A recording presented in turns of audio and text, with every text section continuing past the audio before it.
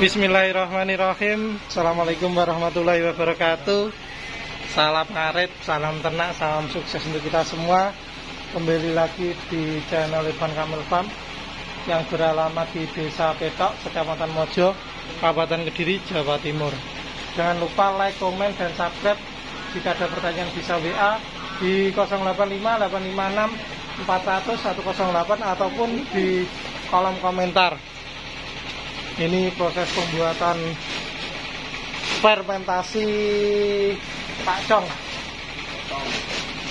Yang bahan bakunya rumput pakcong yang utama, ada probiotik, ada pongkol singkong. Ini besi, itu aja banyak. Tidak pakai bekatul karena bekatul harganya mahal, mendekati 5.000 yang bagus. Yang abal-abal 2.500. Kalau kita kerjasama dengan penggilingan harus mampu kontrak atau harus mampu menerima semuanya. Jadi kita mending pakai pongkol singkong biar kekenyangannya bagus dan irit rumput pakcong. Dengan kapasitas kita dan putok no, ini rumput pakcong sekitar 2.000 ru atau 2.800 meter persegi, mampu untuk domba sekitar 200 ekor. Kalau musim kemarau, kalau musim penghujan biasanya kita bisa surplus. Tapi sarannya ya yang paling utama kita ada tambahan pongkol singkong dan konsentratnya untuk pengenyangnya. Kalau tidak ada biasanya bisa lebih. Ini yang sudah jadi seperti ini. Kalau bisa pencoporan itu jangan terlalu berair.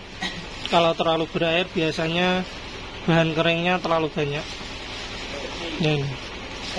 Nanti mungkin sisa-sisanya cuma batang-batangnya yang keras lah. Nah, ini proses pengemasan. Karena tongnya habis, kita taruh di silo.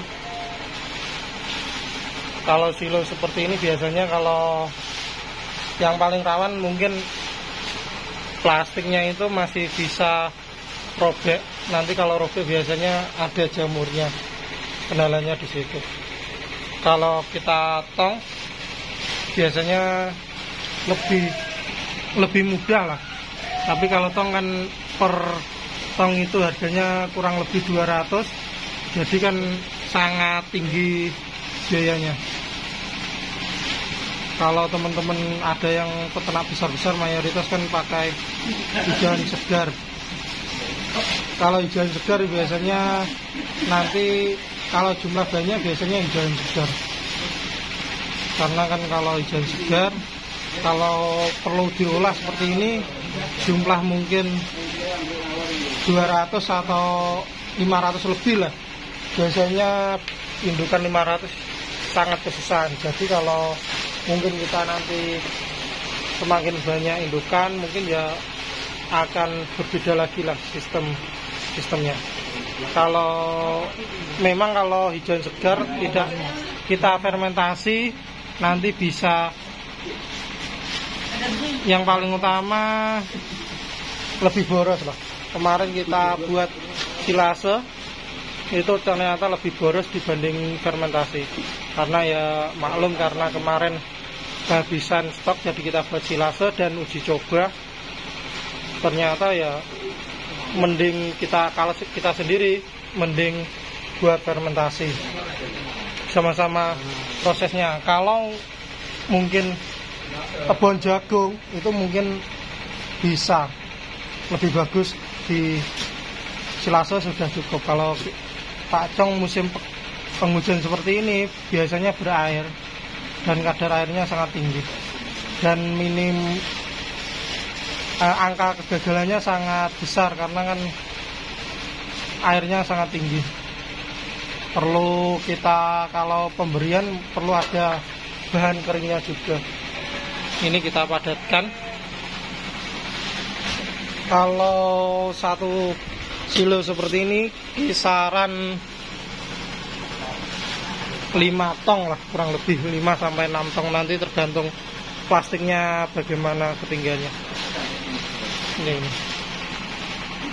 Ini bahannya cuma rumput pakcong, probiotik, dan bahan keringnya berupa pongkol singkong. Nanti mungkin premiknya dan jamu-jamunya kita taruh di konsentrat. Jadi kalau teman-teman mungkin peternak, mungkin kalau menurutnya kurang, konsentratnya kurang premik, wajib ditambah lah kalau konsentratnya beli, biar nanti meminimalisir lumpuh dan tidak lahap makannya di situ. Selain bahannya yang konsentrat berpengaruh, ya tetap kita perlu menambah jamu atau empon-empon itu biar menambah nafsu makan. Nah, ini kita di dalam lah. Yang kemarin Selasanya itu kita kasih pongkol singkong, nah, biar tidak berair, dan tetap kita tambah konsentrat.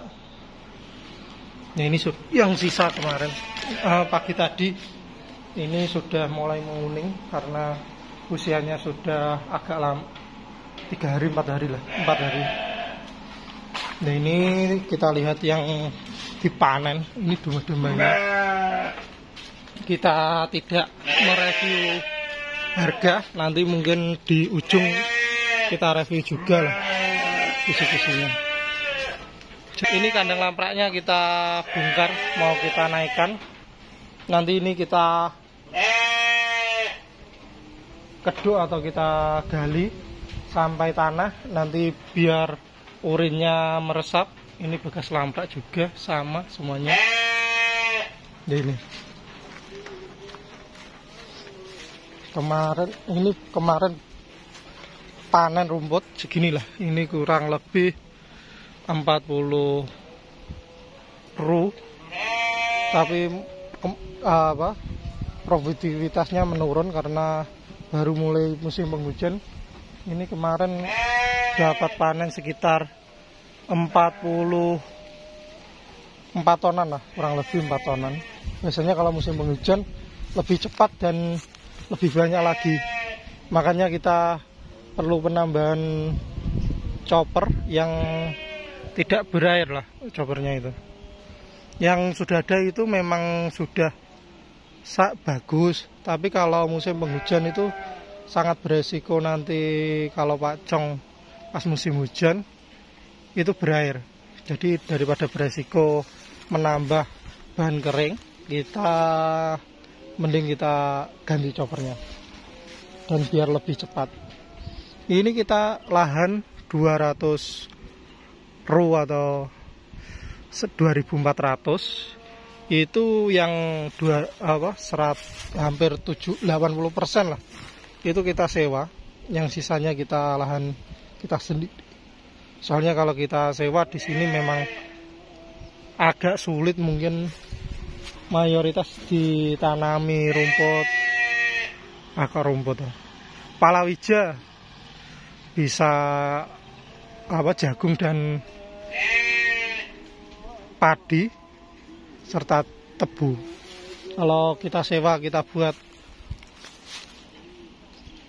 rumput pakcong, biasanya tidak boleh, karena biasanya ada yang bilang nanti lahannya kritis, tandus, atau sawah sekitarnya ada hama tikus di situ. Jadi kita kesulitan untuk rumput lah. Nanti mungkin dengan bertambahnya populasi mungkin akan kita usahakan mungkin sewa yang lebih lah, yang lebih luas. Nanti mungkin kalau ini jadi kandang, semoga saja kita bisa memperbanyak indukan. Nanti kita buat kandang, kita buat untuk menambah populasi, dan harapannya kita bisa menambah breedingan sendiri. Nanti harapannya kita bisa mencetak cempe sendiri. Nanti harapannya bisa teman-teman yang membeli itu benar-benar breedingan kita sendiri. Harapannya kita di situ, dan nanti mungkin dengan populasi yang banyak, biaya operasional juga akan bisa menurun, karena kan kita kayak produksi konsentrat itu bahannya belinya kan kalau lebih banyak, katakan 1 truk itu kan akan lebih murah dibanding kita ecer lah di situ. Nanti produktivitas biaya pakannya merendah, nanti kan harga dombanya per kilo itu akan lebih terjangkau. Dan teman-teman untuk awal lah, kalau teman-teman breeding itu ya sebaiknya ada hijauan atau lahan pakan. Kalau tidak ada lahan pakan ya mending sewa, kalau tidak sewa ya beli.